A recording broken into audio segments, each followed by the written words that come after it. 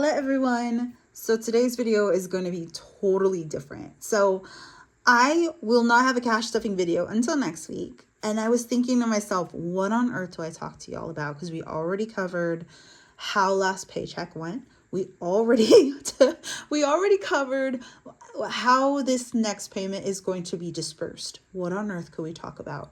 And given how well my grocery haul went, let's talk about the places I don't shop at. Asterisk. That means that there are some places that there is an exception, but I'll get into it. So if that interests you, come along. So the first place I do not shop at, asterisk, is Trader Joe's. Trader Joe's is not a one-stop shop for me. It is arguably decently priced, but I do not go in there without a list. In the past, I have spent upwards of $80 when I went in for two things. And I know me best. And ultimately, I think that we get budgeting confounded and confused and mixed up with morality. Like, you're bad if you do this and you're good if you do this. Oh, I almost cheered. And that's not the point of my budgeting channel at all. We are all trying to survive, and some of us are trying to figure out what to do when our lives look super different than it did before. That being said, Trader Joe's is a place that I know that impulse-wise, it's really hard for me not to buy more than what I need. So when I go into Trader Joe's, I know exactly what I'm getting. It's most likely the Chinese ribs, the chow mein, the tikka masala, because I have yet to find another frozen food as good as the frozen tikka masala there, chicken tikka masala specifically, but even the vegan one is good. And some of the breakfast items that help me from, like going out for brunch, blah, blah, blah, blah. Okay.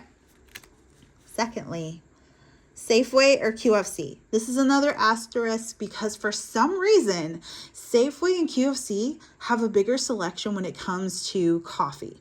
So when it comes to coffee and then like special creamer, I usually drink Chobani. I'm trying to cut back a little bit, but honestly, it's what keeps me drinking coffee at home. The point of budgeting is not just to restrict. It's to find the thing that works and helps you remain consistent. And I know that as much as I wish I could boycott Walmart, I can't.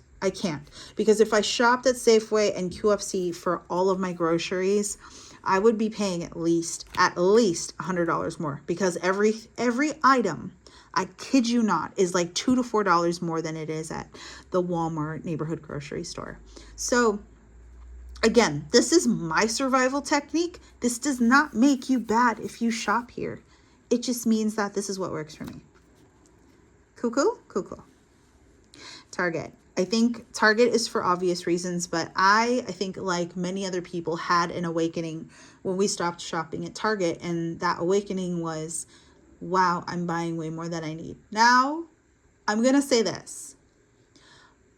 During COVID and on my budgeting journey, I started shopping a whole lot less for the things I didn't need. I had no choice. Like especially when I was unemployed, I got groceries, I paid rent, and I got the occasional treat. That when I say occasional, I mean maybe once every 2 months. Yeah, so Target is fantastic for like summer buys and all that, but I cannot advocate going there. And truthfully, especially with like given everything that's going on, I have to save my money. I have to. I'm no longer, thankfully, in survival mode, but getting out of survival mode has been a whole thing. And, Target just happened to be on the chopping block, and I don't miss it. There are other places like Fred Meyer's that I could get stuff.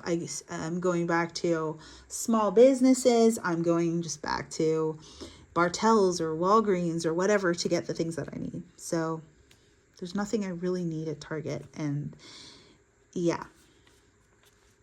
Okay. Shein or Temu? Now, this kind of goes hand in hand with like the things you see at the dollar store. One, I don't want to wait that long to get my items. Now I know Amazon's not on this list, and I'll get into it in a second. But Shein and Temu create a lot of products, I think, at the expense of the people working there, and also polyester, all that stuff makes my skin incredibly itchy. I have also seen a lot of products that are not what people ordered or significantly smaller. And I'm one of those people that I like to see my furniture for the most part in person, which is why I rarely, if ever, unless for whatever reason, Amazon has a like pretty decent like furniture, like a lot of my like tables like this I get from Amazon, and this is not an Amazon commercial, I understand, for those who don't shop there, but Shein and Temu, I think, are just, it's too egregious, and I don't think it's in alignment with who I am to shop there. It's okay if you do. It's okay if these type of products, like, especially because finding inclusive wardrobe is hard, finding cute wardrobe is hard, and I understand for the people who have just never found anything at like Torrid or what is the other one, Lane Bryant. If you haven't found clothes there, but you've found things that help you feel beautiful, like, I get it, but I don't want to wait a month for my products. I'm sorry, I'm spoiled.